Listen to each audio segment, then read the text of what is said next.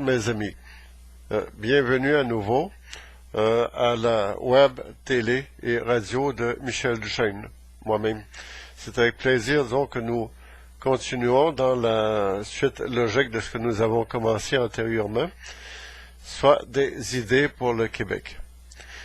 Aujourd'hui, notre émission porte essentiellement sur ce qui surviendra après la prise du pouvoir par le peuple et la prise en main de l'Assemblée nationale telle qu'elle. Donc, ce qu'il faudra faire par la suite s'appellera principalement une refonte du Code civil et criminel. Lesquels codes civils et criminels ont été faits de façon à protéger la bourgeoisie et le 1% au sommet de la pyramide, de façon à ce que le peuple ne puisse pas avoir jamais, de recours direct et gain de cause contre ceux qui contrôlent le système. Le code civil et le code criminel sont mis en place pour sévir principalement et contrôler le peuple du Québec tel quel. Cette Assemblée nationale qui se réfugie derrière sa horde de hauts fonctionnaires nommés par elle, par les divers partis donc qui ont succédé au pouvoir relatif de cette Assemblée nationale depuis au-delà de son existence, et particulièrement depuis ce qu'on appelle la Révolution tranquille, soit 1960 et la venue de Jean Lesage. Enfin, la venue de Jean Lesage n'a rien proprement parlé. Si l'Union nationale aurait été reportée au pouvoir en 1960, elle aurait probablement mis de l'avant un programme assez semblable à ce que Jean Lesage abordait. C'est des causes de mortalité à répétition qui ont entraîné la perte de vitesse de l'Union nationale à ce moment-là. On se rappellera que Maurice Duplessis est décédé, et par la suite, Paul Sauvé n'a été que très peu de temps dans la lignée de sa succession. C'est à peine quelques jours, comme on dit, que Paul Sauvé lui a succédé. Par la suite, quand les élections se sont déclenchées, Antonio Barrette, qui a fait face à Jean Lesage, était un homme de confiance, mais pas le tribun qu'ont été les deux autres. Tout simplement, c'est qu'on aura pris pour soi-même les idées de l'Union nationale de l'époque. Ce qui nous a rapporté jusqu'à notre période présente. Les nominations se sont succédées. Ensuite, au fil du temps, il y a des gens qui sont sur des postes vissés au plancher, c'est dans cette Assemblée nationale. Ils se rendent jusqu'à leur retraite, et leur retraite est indexée au coût de la vie, comme beaucoup de hauts fonctionnaires d'ailleurs. Et probablement que vous n'aurez jamais de retraite indexée de façon semblable. Peut-être que vous n'en aurez même pas du tout. Mais passons au sujet principal. Ce qui touche les réformes à venir, c'est que rien n'arrête le pouvoir de cette horde de hauts fonctionnaires qui sont le pouvoir réel. Il faut toujours penser que il y a plusieurs paliers de pouvoir autour du pouvoir politique, et il y a même un pouvoir au-dessus du pouvoir politique qui lui échappe complètement. D'ailleurs, la majorité des hommes politiques que nous avons au Québec depuis au-delà de 50 ans ont une poignée dans le dos. Quelqu'un tient la poignée derrière le rideau, et il faut essayer de faire la lumière derrière tout ça. C'est la raison qui nous amène à, quand le peuple prendra le pouvoir, qu'est-ce que l'on fera du Code civil et criminel? Le Code civil et criminel tel quel sont à réformer entièrement, particulièrement le Code criminel.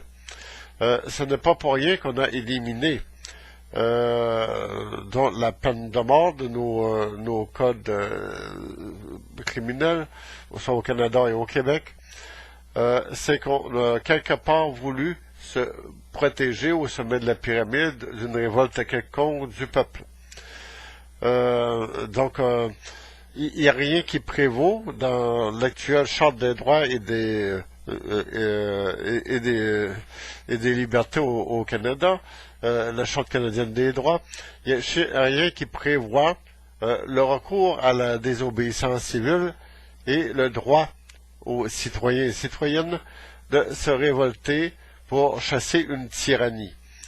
C'est-à-dire qu'on a mis en place une tyrannie et on ne veut surtout pas que quelque chose change autour d'elle. C'est ça notre code canadien. C'est que, tout simplement, on a perpétué l'ancienne colonie de l'Empire britannique et on a tout fait sauf faire comme les États-Unis. C'est-à-dire préparer le citoyen à prendre en main son pouvoir et ses charges citoyennes, le jour où ce qu'on voudra se débarrasser des potentats au pouvoir. Il y en a eu plein de potentats au pouvoir au Canada et au Québec. Et une fois qu'on a élu ces gens, et il n'y a aucune loi d'impeachment comme aux États-Unis qui existe dans notre pays. D'ailleurs, quelqu'un peut être élu et ne rien faire durant 2 mandats et être réélu. On a vu qu'est-ce qui est arrivé le 7 avril 2014 lors de l'élection de Philippe Couillard. On a retrouvé faut-il revenir dessus, des urnes de scrutin en dessous des tables de divers McDonald's. On a vu des candidats libéraux élus à peine après 5 minutes du commencement du dépouillement des votes, ce qui est une impossibilité nette et simple. Donc, il y a beaucoup, disons, de choses qui nous font penser, comme par exemple qu'il y a eu des milliers de gens qui sont venus, j'ai rien contre eux, mais il y a eu des milliers de gens qui sont venus de l'Ontario venir voter ici, dans notre colonie du Québec, pour permettre aux candidats libéraux de remporter l'élection au plus sacrant en 2014. Maintenant, on se retrouve avec le problème majeur, la pérennité du pouvoir criminel qui est en place. C'est-à-dire, peu importe l'élection, peu importe les défis qu'on pourrait nous donner, qui sont de faux défis, on tourne toujours autour du pot, c'est jamais les vrais, les vraies causes que l'on va débattre. On va toujours débattre de petites choses sans véritablement arriver avec des causes importantes. Comme par exemple, durant la dernière élection au fédéral, on a beaucoup parlé du voile islamique, comme si c'était très important, comme si c'était quelque chose qui pouvait nous créer des emplois, régler des problèmes financiers importants, parce que le Canada s'en va tout droit vers la crise économique majeure. Est-ce que ça règle des problèmes environnementaux? Non, pas du tout. Sauf qu'on en a fait le plat principal. C'est ce qui a enlevé la possibilité pour le NPD de l'emporter. C'est eux qui avaient commencé à semer le trouble, comme on s'en souviendra, et Harper qui avait embarqué dans le pot aux fleurs. Maintenant, donc, Justin Trudeau, qui a beaucoup fraternisé avec ses amis islamiques, a été c'est-à-dire porté au pouvoir, les libéraux reportés au pouvoir au fédéral, et ils sont au pouvoir au Québec. C'est le pire des scénarios qu'on pouvait imaginer, et on l'a toujours vu dans le passé, quand on a des libéraux au Québec et au fédéral. On se sert dans la grosse tarte à 2 mains. C'est-à-dire que l'argent va sortir des fonds publics, ça va aller vers les petits amis, il va y avoir du financement à gauche et à droite.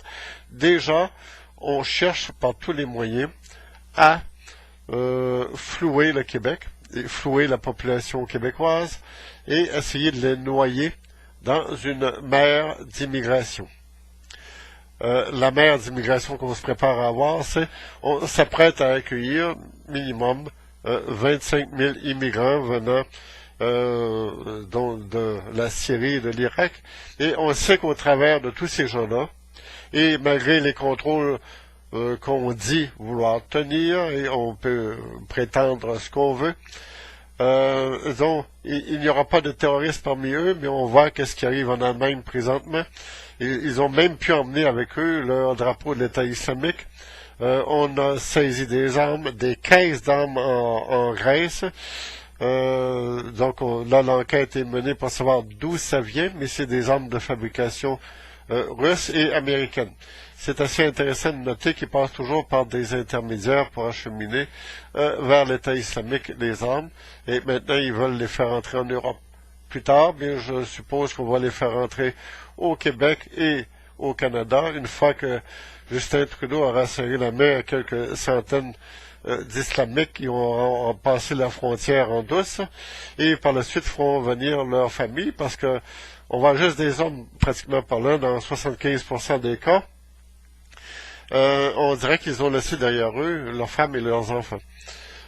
Très peu de cas, on voit des familles dont suivent les trains et suivent dont les gens qui fuient vers l'Europe.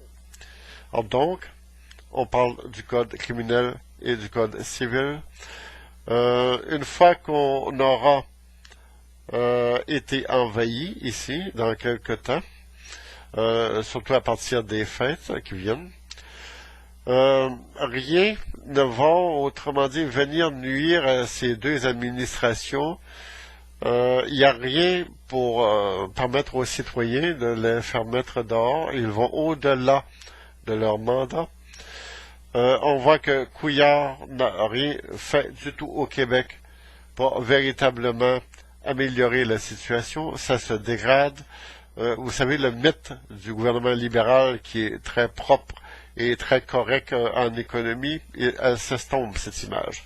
C'est plus de 26 000 emplois de perdus. On parle de gros emplois, on parle de très bons salaires perdus au Québec.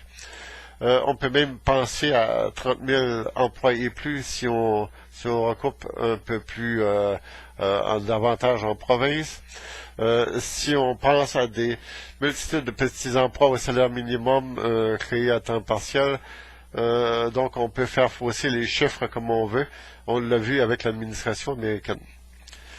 Alors donc, rien au Québec permet aux citoyens d'arriver et de démettre un gouvernement tyrannique et lié au crime organisé. Sinon, la désobéissance civile tout court. Et c'est à cela que je vous en convie. Une fois que ce gouvernement aura été mis dehors par la volonté du peuple, il faudra rétablir véritablement de nouveaux types de crimes et changer les lois du code criminel, véritablement, et presque à 50% et plus. Il faudra y introduire de nouveaux types de crimes, particulièrement des crimes d'outrage contre le peuple et particulièrement dont de haute trahison contre la nation et contre le peuple du Québec lui-même. Le crime économique contre le peuple devrait aussi faire notre intérêt. Des sommes folles d'argent, on parle non pas de millions mais de milliards de dollars, ont été dilapidés sans la volonté du peuple au Québec. On parle donc, si vous en souvenez bien, de l'époque Charest, où 40 milliards de façon officielle, mais on peut aller chercher 48 milliards qui ont été flobés dans la question dans des subprimes en 2008. Il n'y a aucune enquête qui a été faite pour savoir ce qui est arrivé à la Caisse de dépôt et de placement au Québec. On sait que c'est un endroit rêvé pour placer ses petits amis.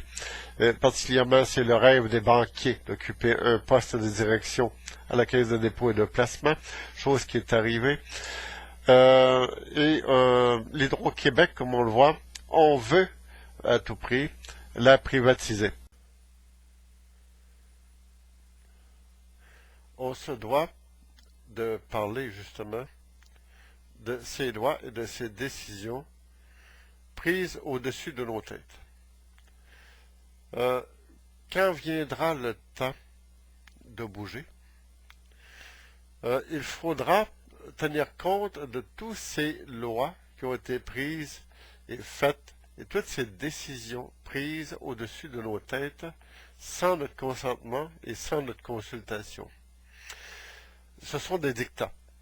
Si on regarde les décisions prises par le gouvernement Couillard sur l'Hydro-Québec, ainsi que sur divers autres domaines, sans tenir compte des volontés du peuple, et que lorsque l'on parle d'austérité, que l'on parle de coupure dans l'éducation, que l'on parle de tas de choses faites au-dessus de la tête des gens, il faudra revenir sur ces décisions et en tenir compte sur une enquête publique qui suivra nécessairement la mise au rencard de ce gouvernement mafieux. Or donc, quand viendra le temps, il faudra tenir compte aussi des décisions prises concernant une immigration que je considère comme étant une invasion organisée du territoire. Il faudra donc tout remettre à ces gens-là à la porte.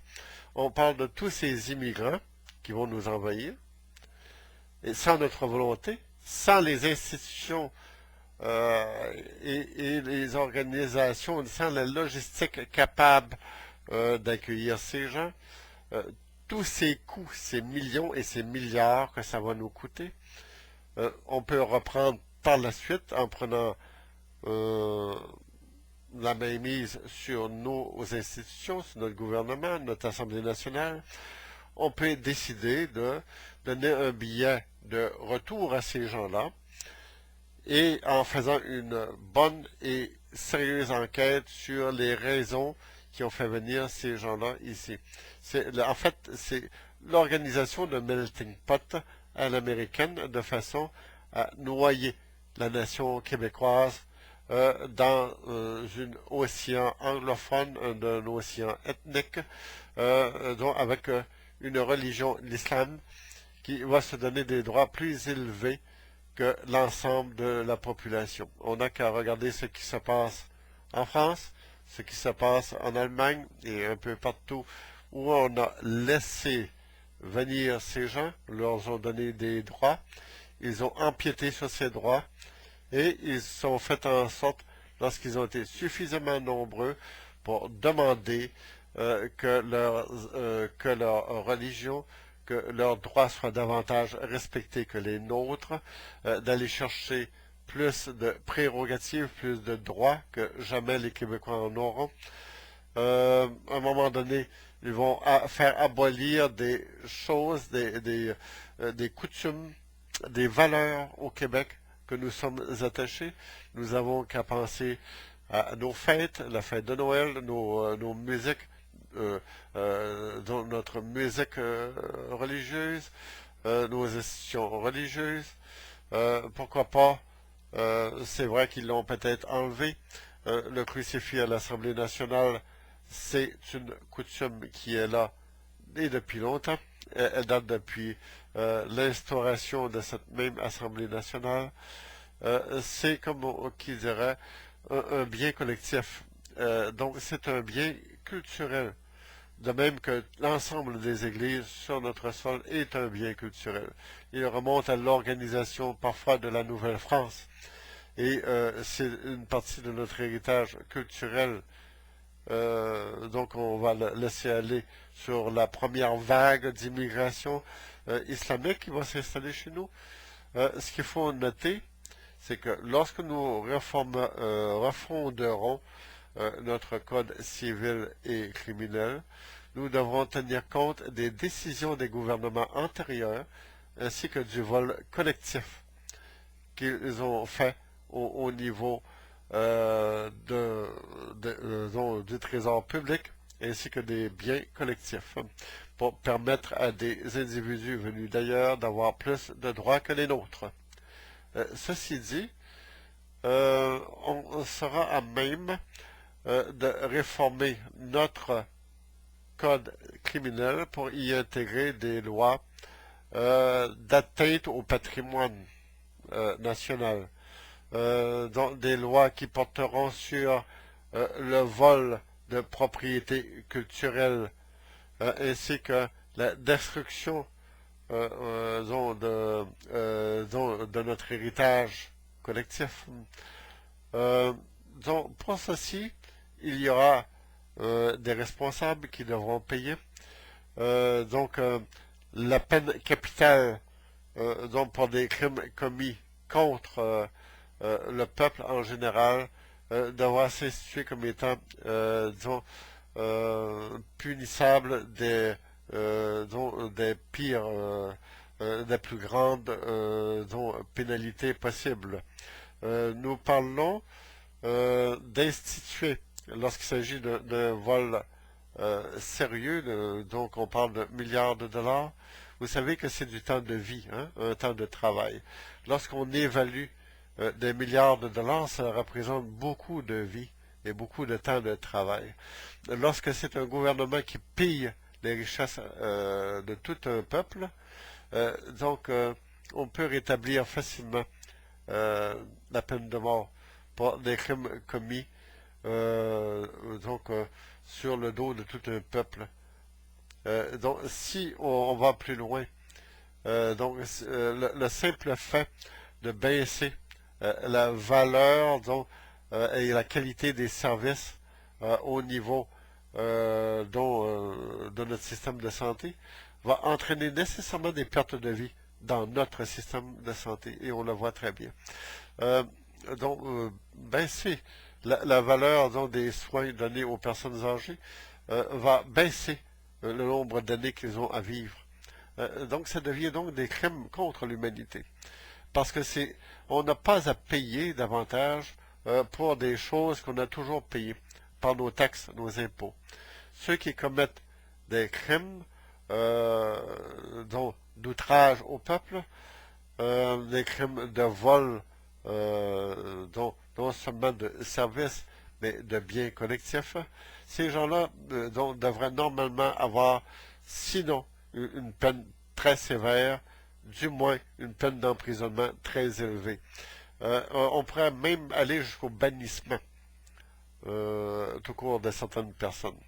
De toute façon, il faudra se débarrasser des islamistes chez nous, puisqu'ils empiètent sur nos droits collectifs. C'est une religion qui va à l'encontre, c'est une religion envahissante qui ne respecte aucune religion autour, et je ferai donc une vidéo là-dessus prochainement pour expliquer comment l'islam détruit d'autres peuples, d'autres sociétés, et a détruit nombre de civilisations dans le passé. Elle est coupable aussi de millions de morts, cette religion, et on veut l'accueillir comme une religion ordinaire, comme des gens ordinaires chez nous, qui ont des droits égaux. C'est une chose inacceptable. Et il est inacceptable que des politiciens, pour ne pas dire des politicards québécois et canadiens, viennent nous dire ici que ces gens-là ont le droit de s'installer chez nous sans qu'on ait un mot à dire. C'est complètement faux. Et nous prendre pour des idiots chez nous. Donc nous allons rétablir nos droits. Nous allons refondre le code civil et criminel, et nous allons faire une enquête publique, une enquête sérieuse, et il y aura des coupables, il y aura des peines. Prenons par exemple l'affaire des commandites. Il n'y a eu aucun coupable parmi les politiciens, et ce sont les politiciens, par exemple comme Jean Chrétien, qui ont pris la responsabilité de faire exécuter ces vols aux dépens de la collectivité, pour nous faire rentrer dans la gorge leur petit drapeau canadien. C'est une chose qui est totalement inacceptable chez nous. Et c'est à combien de pourcentage de plus d'argent les référendums, on voit, et il n'y a aucune élection qui va changer quoi que ce soit chez nous. Parce que imaginez un peu, si les élections pourraient changer quoi que ce soit, elles seraient déjà bannies. La seule chose qu'on va vraiment bannir en prenant le pouvoir pour le peuple, c'est sûrement le Parti libéral du Québec lui-même, chez nous. Il va être sûrement banni. C'est une promesse que nous allons faire en montant à la fois le Mouvement québécois de désobéissance civile et le parti politique qui va être mis en place, c'est-à-dire où le comité de salut public qui va être mis en place pour s'occuper des choses sérieuses après le démantèlement de ce système corrompu et mafieux. Nous allons clairement définir que le Parti libéral du Québec est un parti à abolir, chose qui aurait dû être faite lorsque Pauline Marois avait pris le pouvoir. Elle ne l'a pas fait parce que pour elle, ce système devait se perpétuer. Et les deux partis les plus puissants de cette Assemblée nationale doivent se substituer l'un à l'autre, un peu comme les démocrates et les républicains aux États-Unis. L'un supporte l'autre et l'un a besoin de l'autre pour que le système continue à se perpétuer indéfiniment. Je crois qu'on est en face d'une espèce de conspiration contre le peuple et nous allons intervenir en changeant l'ensemble des lois au Québec, une fois le pouvoir du peuple rétabli. Pour une fois, dans l'histoire du Québec, il y aura véritablement un peuple au pouvoir avec des gens qui voudront vraiment faire quelque chose pour le peuple. Pour cette raison, que la mise en place d'un mouvement ou de parti politique qui est véritablement pour le peuple doit être fait à l'extérieur de l'influence des banques et des banquiers, à l'extérieur du pouvoir de l'argent. C'est probablement le parti ou le mouvement le plus pauvre qui va naître dans l'histoire du Québec, mais aussi le plus puissant, puisqu'il sera motivé par le peuple et pour le peuple, avec le peuple. Dans cet esprit, je vous quitte et je vous dis, ne perdez pas espoir, les choses vont finir par retomber sur les pieds, comme on dit. Lorsque les gens vont se réveiller, le réveil va être brutal. Mais n'oublions pas que les choses viennent toujours en leur temps. Merci beaucoup et à la prochaine.